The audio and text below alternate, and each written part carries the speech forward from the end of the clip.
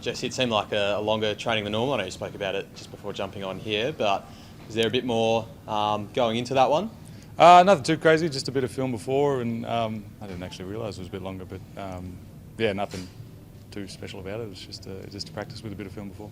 Did you get much out of the film? I know John said post-match that looking at the sort of lack of assists on the weekend was something that he'd probed. Is that something that was kind of investigated? Look, I think a few things. I think probably attention to detail, attention to scout was one thing. You obviously mentioned the assists and just sharing the ball. So yeah, a couple of things to come out of it, and hopefully, we've got 3 games left to learn and hopefully get a bit better, and that was just another, I guess, learning experience. We saw Dylan Windler out there. How's he tracking along now? Above my pay grade. No, he's looking good. I'm not sure if he'll play or not, but he's looking good. Yeah, he seems fine, and you can't really tell, I guess, with his eye. So he's been good, and it's good to have him back on the practice court. And how's Ty's hammy going?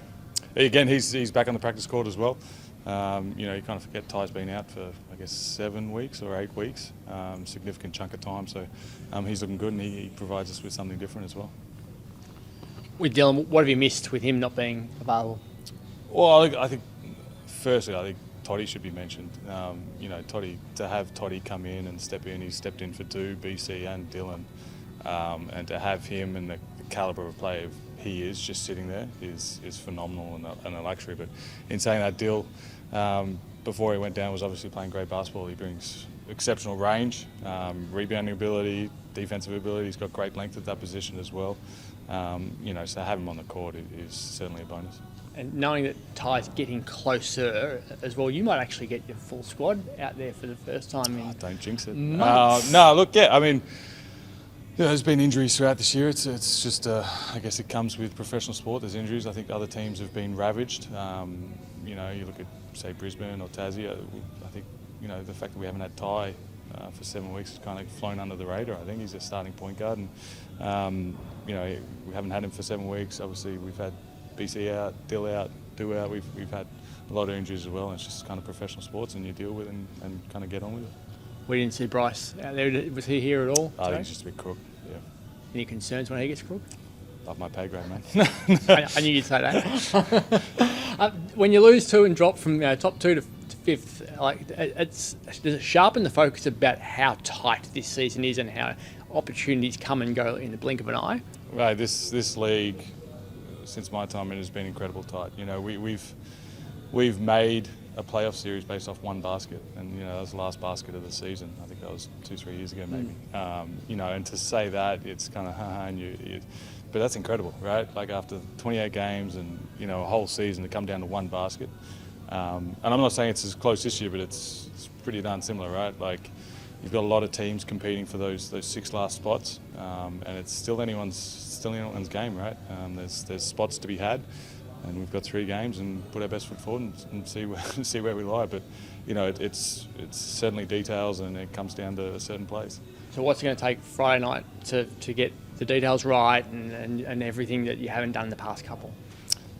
Look, I think we're playing some really good basketball, and I think we, 2 games it's professional sports, but you're kind of only as good as your last, right? We had a really good stretch there, and we've got to find that again. We played with a bit of pace. We moved the ball. We shared the ball. We paid attention to the details. It's getting back to those things, and we do those things, then you're happy with the result, win, lose or draw. But if you do those things and you can take care of those things, then you're probably going to win more than you lose. I know you like to take it 1 game at a time. We're talking to you because Sunday you'll be number 500. Do I dare ask what it means to you? I feel like you ask it all the time. No, look, I think 500. I don't want to discredit the other achievements, but I think 500 is a pretty nice round number. I'm certainly proud of it, and I say it every time.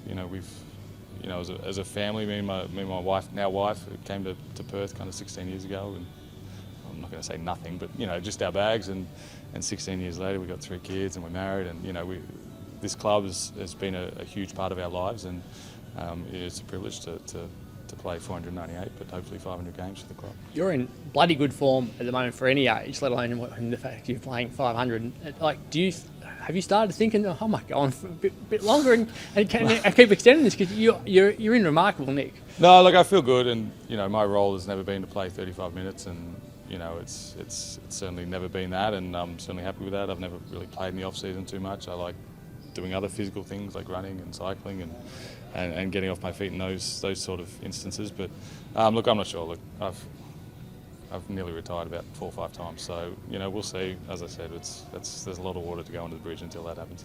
I was watching you over the last couple of games, and you had the traditional stand in the way, copper charge. Like, you've been so good at doing that throughout your entire career, and the courage to stand in front of big bastards running straight at you and do your job. Where's that always come from? Because it's something you're known for more than a lot of blokes are. Probably just too slow to get out of the way, to be honest. No, I mean, yeah. Look, I'll be the first to admit I'm certainly not the most athletic guy, and that's probably held me in good stead, right? Like, I've never had to rely on athleticism, so when you're nearly 40 and you don't have to rely on it, you've kind of had the last 16 years to get used to it. So, I got to rely on other things, and trying real hard and watching scout and putting in the work is probably what I hang my hat on, right? Like, I've never had the physical attributes to certainly go up against some of the guys in this league. But every time you do take a charge, so the crowd goes up and about, and it changes the game, and the opposition always drop their heads a little bit. Are you always conscious of that as you're planting the feet and watching them charge at you? You're thinking this can turn a game a bit? Oh, not really. Just in the moment. Half the time it's probably a flop anyway. So, no, look, you're just trying to do what you can to win the basketball game. And that's, I think, that's all you can do. I just wanted to ask one about South East Melbourne as well. I can't remember the last time you played them. Is there a bit of unknown going into that, or do you study film of them over the last few weeks? Yeah, of course. Look, this league is a really well scouted league. We haven't played them in a while, but they've been playing phenomenal basketball. To start off, maybe 0-5. Don't quote me on that, but they didn't have a great start, and now to be in the situation they are is a phenomenal achievement. They're playing great basketball. They've got a great roster, obviously well coached, and that's the coach's job is to prepare us. So they put all the video and the information, and it's on us to digest it and learn from it.